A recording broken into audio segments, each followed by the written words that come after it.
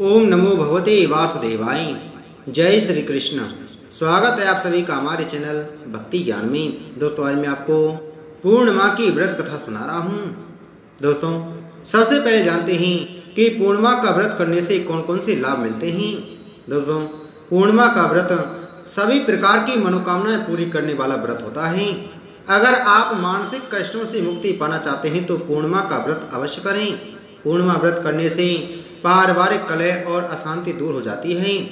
जिन व्यक्तियों की कुंडली में चंद्र ग्रह पीड़ित और दूषित है और इस ग्रह की वजह से जीवन में बहुत समस्याएं आ रही हैं, तो उन्हें पूर्णिमा का व्रत अवश्य करना चाहिए। पूर्णिमा के दिन शिवलिंग पर शहद, कच्चा दूध, बेल पत्र, समी पत्र अर्पित करने से भगवान शिव की कृपा प्राप्त होती है और सभी प्रकार की बीमारियों से भी मुक्ति मिलती है। जो लोग अकारण डरते हैं या मानसिक चिंता से ग्रस्त रहते हैं, उन्हें पूर्णिमा का व्रत अवश्य करना चाहिए। लंबा और प्रेम भरा वैवाहिक जीवन व्यतीत करने के लिए भी पूर्णिमा व्रत करना बहुत ही शुभ माना जाता है। जो भी स्त्री पूर्णमासी का व्रत करती है वह हमेशा सौभाग्यशाली रहती है। द्वापर युग में एक समय की बात है कि यशोदा जी ने कृष्ण जी से कहा कि हे कृष्ण, तुम सारे संसार के उत्पन्न करता, पोषण तथा उसके संहार करता हो। आज कोई ऐसा व्रत मुझसे कहो जिसके करने से मृत्यु लोक में स्त्रियों को विधवा होने का भय न रहे तथा यह व्रत सभी मनुष्यों की मनोकामना पूर्ण करने वाला हो। श्री कृष्ण कहने लगे कि हे माता, तुमने अति सुंदर प्रश्न किया है। मैं तुमसे ऐसे ही व्रत को सविस्तार कहता हूँ। सौभाग्य की प्राप्ति के लिए स्त्रियों को द्वांत्रिशत अर्थात 32 पूर्णिमाओं का व्रत करना चाहिए। इस व्रत को करने से स्त्रियों को सौभाग्य संपत्ति मिलती है।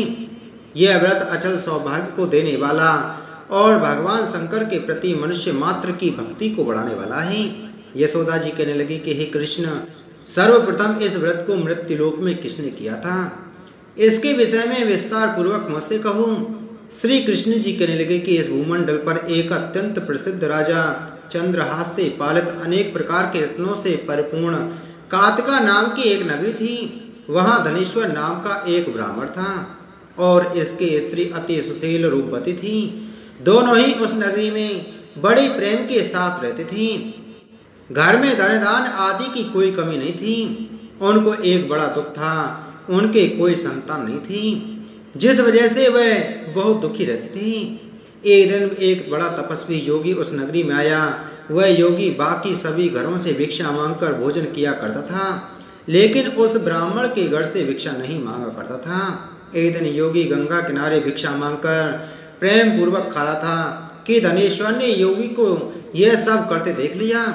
अपनी भिक्षा के अनादर से दुखी होकर धनेश्वर योगी से बोले, हे महात्मन, आप सभी घरों से भिक्षा लेते हैं परंतु मेरे घर की भिक्षा कभी भी नहीं लेते, इसका क्या कारण है।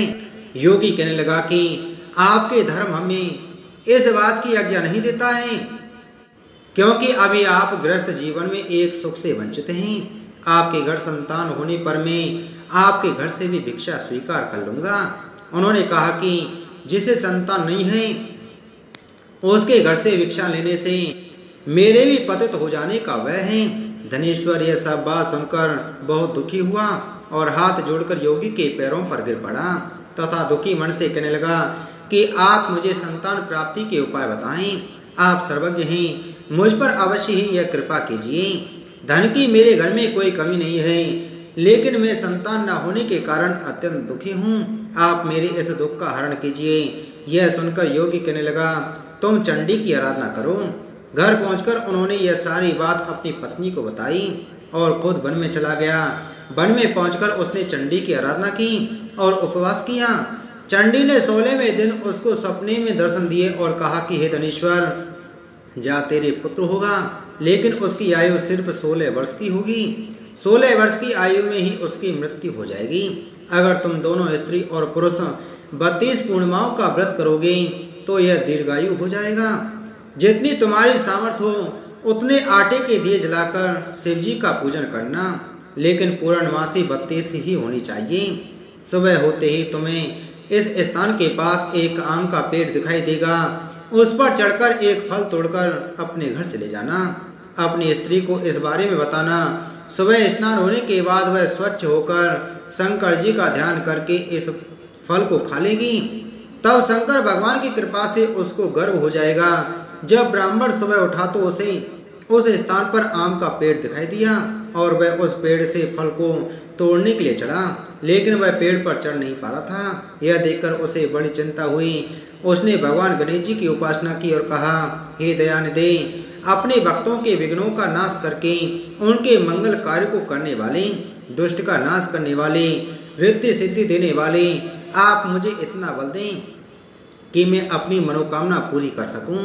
इसके बाद वह पेड़ से फल तोड़कर अपनी पत्नी के पास पहुंचा और उसकी पत्नी ने अपने पति के कहे अनुसार इस फल को खा लिया और वह गर्भवती हो गई। देवी की कृपा से उसे बहुत सुंदर पुत्र पैदा हुआ।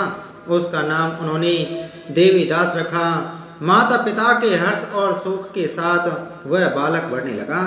भगवान की कृपा से बालक बहुत ही सुंदर था, सुशील और पढ़ाई लिखाई में भी बहुत ही निपुण था।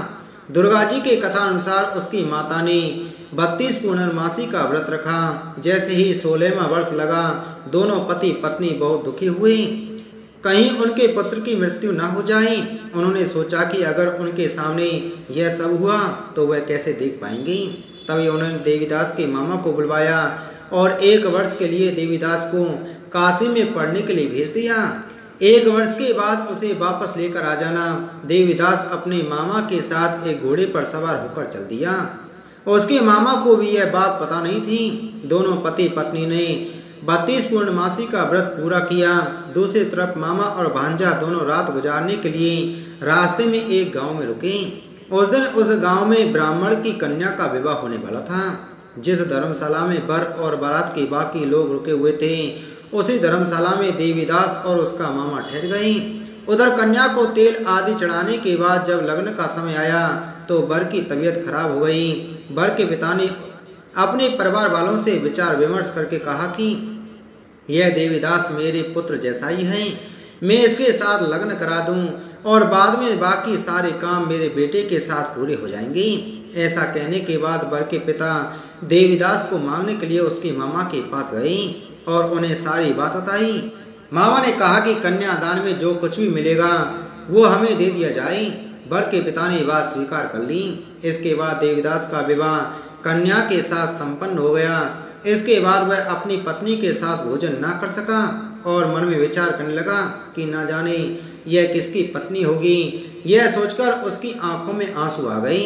तब वधू ने पूछा कि क्या बात है, आप उदास क्यों हैं। तब उसने सारी बातें पत्नी को बता दी। तब कन्या कहने लगी, यह ब्रह्म विवाह के विपरीत है। आप ही मेरे पति हैं, मैं आपकी ही पत्नी रहूंगी, अन्य किसी की कभी नहीं। तब देवीदास ने कहा, ऐसा मत करिए, क्योंकि मेरी आयु बहुत कम है, मेरे बाद आपका क्या होगा। लेकिन उसकी पत्नी नहीं मानी और बोली, स्वामी आप भोजन कीजिए। दोनों रात में सोने के लिए चले गए। सुबह देवीदास ने पत्नी को 4 नगों से जड़ी एक अंगूठी थी और एक रुमाल दिया और बोला कि हे प्रिय, इसे लो और संकेत समझकर स्थिरचित्त हो जाओ।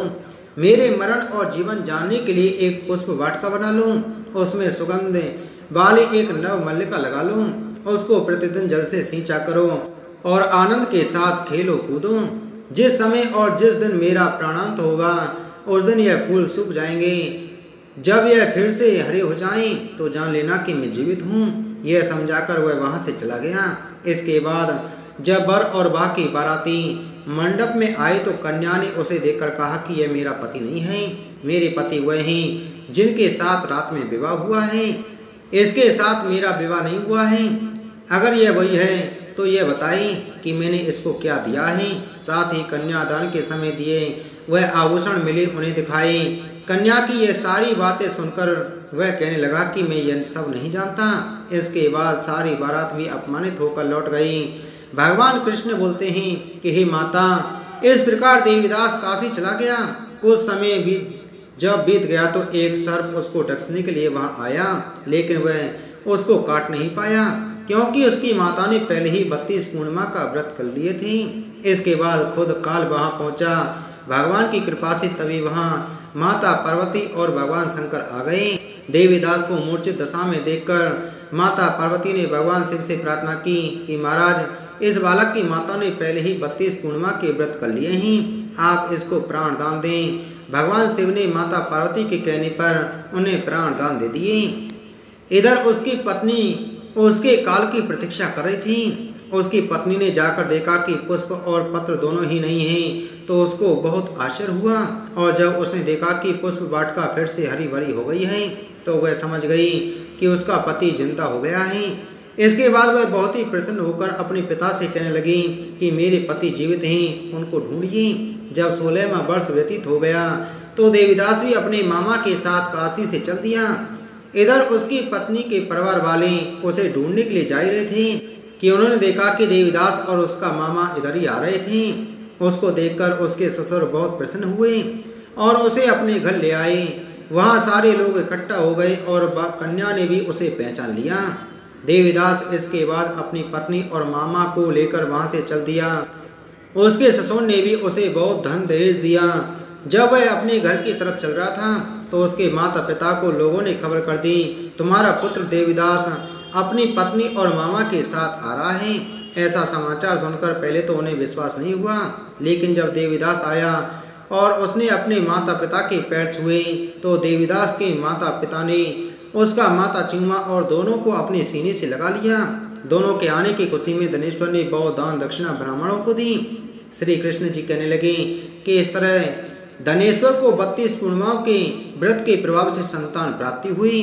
जो स्त्रियां इस व्रत को करती हैं वह जन्म जन्मांतरों तक वैधव्य का दुख नहीं भोगती हैं और सदैव सौभाग्यवती रहती हैं। यह मेरा वचन है। यह व्रत संतान देने वाला और सभी मनोकामनाओं को पूरा करने वाला है। बोलो श्री कृष्णचंद्र भगवान की जय।